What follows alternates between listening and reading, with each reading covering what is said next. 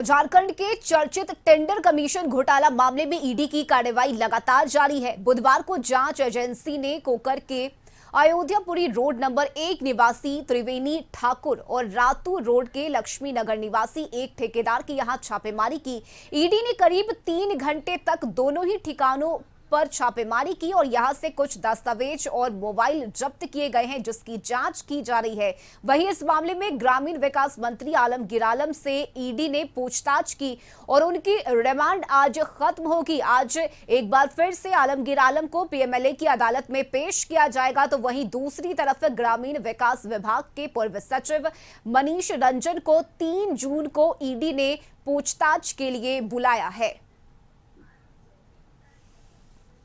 Commission घोटाले मामले में ईडी ने राज्य के ग्रामीण विकास मंत्री आलमगीर आलम को गिरफ्तार किया है और फिलहाल यदि आलमगीर आलम की बात करें तो वे ईडी के रिमांड पर हैं और उनके 3 दिन की जो रिमांड ईडी को मिली थी उसका आज अंतिम दिन है।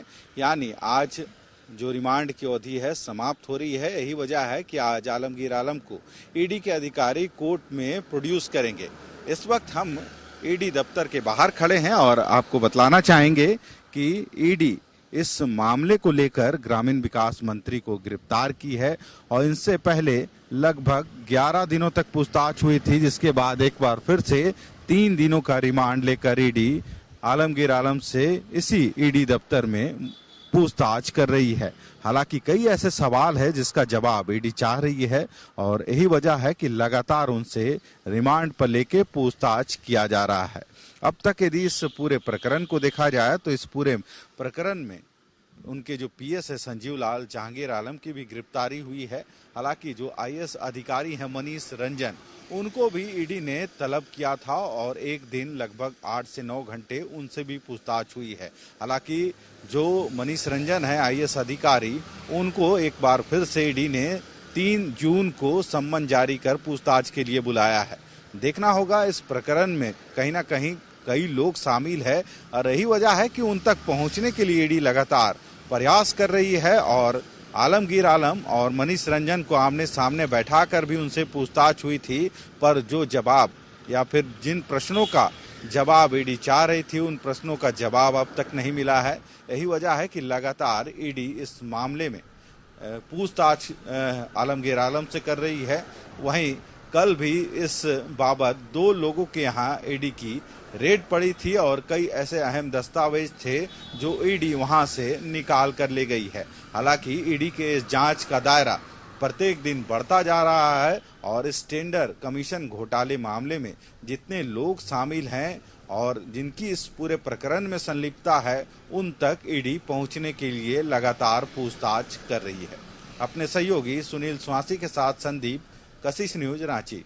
टेंडर और इस खबर पर ज्यादा जानकारी लिए सहयोगी संदीप हमारे साथ जुड़ गए हैं। संदीप, टेंडर कमीशन घोटाला मामले में ईडी की दबिश लगातार जारी है। आज एक तरफ जहां आलमगीर आलम की रिमांड अवधि खत्म हो रही है, उन्हें पेश किया जाएगा फिर से पीएमएलए कोर्ट में, तो वहीं बुधवार के दिन की बात करें तो 2 ठिकानों पर ईडी की टीम ने छापेमारी की। कई अहम दस्तावेज भी ईडी के हाथ लगे हैं। सही कहा, क्योंकि यदि इस टेंडर कमीशन घोटाले की बात की जाए तो ईडी की जो जांच है लगातार बढ़ती जा रही है। यही वजह है कि कल भी रांची के 2 ठिकानों पर, एक अयोध्यापुरी और दूसरा रातू रोड का इलाका है, जहां पे ईडी ने रेड किया था और घंटों वहां पे जांच चली थी और जांच के उपरांत ईडी ने कई उपकरण और कई ऐसे दस्तावेज थे जो अपने साथ लेके चली गई है। और कहीं ना कहीं उनका कनेक्शन जो आईएएस अधिकारी है मनीष रंजन, जिनको ईडी ने पिछले दिनों सम्मन जारी कर ईडी दफ्तर बुलाया था पूछताछ के लिए और लगभग 9 घंटे तक उनसे पूछताछ की गई थी। हालांकि यदि मनीष रंजन की बात करें तो ये ग्रामीण विकास विभाग में पूर्व सचिव के पद पर थे और कहीं ना कहीं इस मामले में कहीं इनका भी कनेक्शन दिखता नजर आ रहा है। जो कमीशन का खेल हुआ है उसमें कई लोग शामिल थे और यही वजह है कि ईडी लगातार जांच कर रही है। हालांकि इस मामले में मंत्री आलमगीर आलम की भी गिरफ्तारी हुई है, जिनकी रिमांड अवधि आज समाप्त हो रही है और 11 बजे से 12 के बीच में आज उनको ईडी के जो अधिकारी हैं पीएमएलए की अदालत लेके जाएंगे, जहां पे उनको प्रोड्यूस किया जाएगा और संभवतः आज उनको न्यायिक हिरासत होटवार जेल भेज दिया जाएगा। हालांकि मनीष रंजन को एक बार फिर से सम्मन जारी हुआ है और 3 तारीख को उनको 3 जून को ईडी दफ्तर पूछताछ के लिए बुलाया गया है। हालांकि इस मामले को देखा जाए तो ईडी ने अब तक 3 लोगों को गिरफ्तार किया है, जिसमें मंत्री हैं आलमगीर आलम, उसके अलावा उनके जो पीएस है संजीव लाल और जहांगीर आलम को, इन दोनों से भी 14 दिनों तक पूछताछ रिमांड पर लेके किया गया था। हालांकि कई ऐसे अहम जानकारी उस वक्त लगी थी जिसके आधार पर मंत्री आलमगीर आलम को इस मामले में गिरफ्तार किया गया है और इनसे भी लगभग 14 दिनों तक पूछताछ हो चुकी है। यही वजह है कि आज उनको अदालत में प्रोड्यूस किया जाएगा। हालांकि इन सभी के पास से कई ऐसे दस्तावेज या जो डायरी मिले थे उसमें जो कमीशन के जो पैसे हैं उसका जिक्र किया हुआ है कि किनको कितने कमीशन के पैसे दिए गए हैं, तो उन तक भी ईडी बहुत जल्द पहुंचने का प्रयास कर रही है और वे लोग भी ईडी की रडार पर हैं और कुछ दिन के बाद कह सकते हैं उन लोगों का भी पर्दाफाश इस मामले को लेके होगा जिन्होंने इस टेंडर के पैसे यानी टेंडर के कमीशन के पैसे लिए हैं या फिर टेंडर के लेने के एवज में पैसे का भुगतान किया है। ऐसे लोग भी ईडी के रडार में हैं। तो कह सकते हैं लगातार जांच का जो दायरा है वह ईडी का बढ़ता जा रहा है और आने वाले दिनों में कई लोग ईडी के रडार पर नजर आएंगे। बिल्कुल संदीप, देखिए आलमगीर आलम से कुल 14 दिन तक की पूछताछ हुई है। अब आगे क्या होगा? आज पीएमएलए कोर्ट में पेश किया जाएगा आलमगीर आलम को, इसके बाद क्या कुछ होने की संभावना है?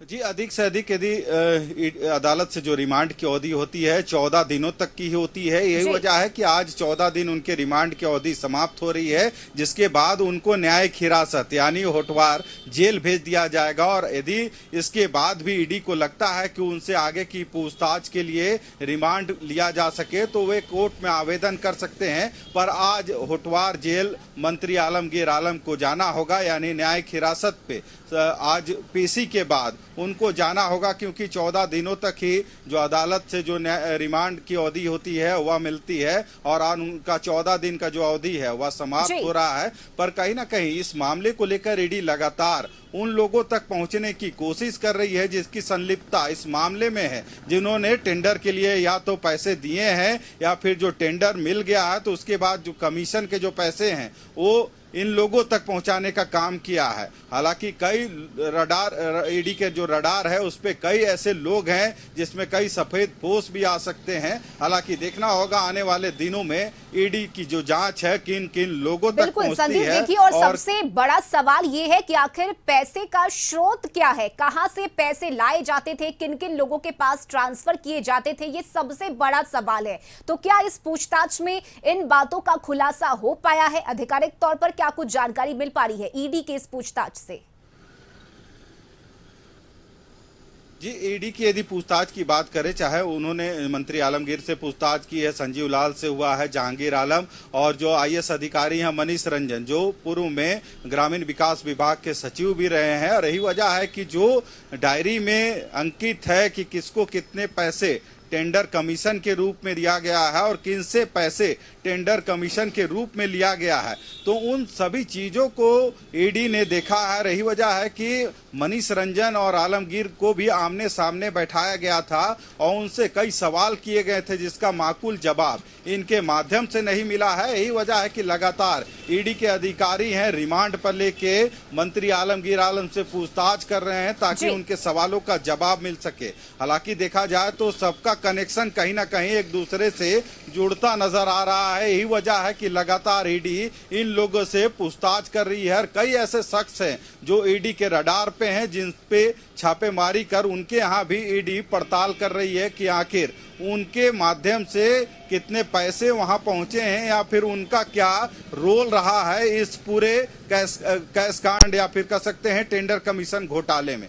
तो जल्द ही कह सकते हैं इसमें कई ऐसे चेहरे सामने नजर आएंगे जो जिनकी संलिप्तता इस टेंडर कमीशन घोटाले में है। जी चलिए, बिल्कुल संदीप, लगातार आपसे अपडेट हम लेते रहेंगे। फिलहाल बहुत शुक्रिया आपका तमाम जानकारी के लिए।